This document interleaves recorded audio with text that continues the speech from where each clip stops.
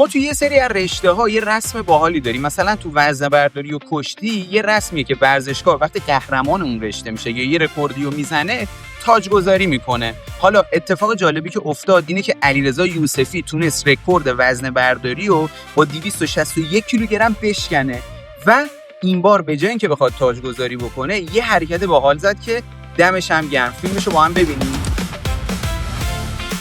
ایست زیر وزنه. وای وای وای وای وای 261 کیلوگرم رکورد دنیا شکسته شد. ماشاءالله بهت، ماشاءالله بهت.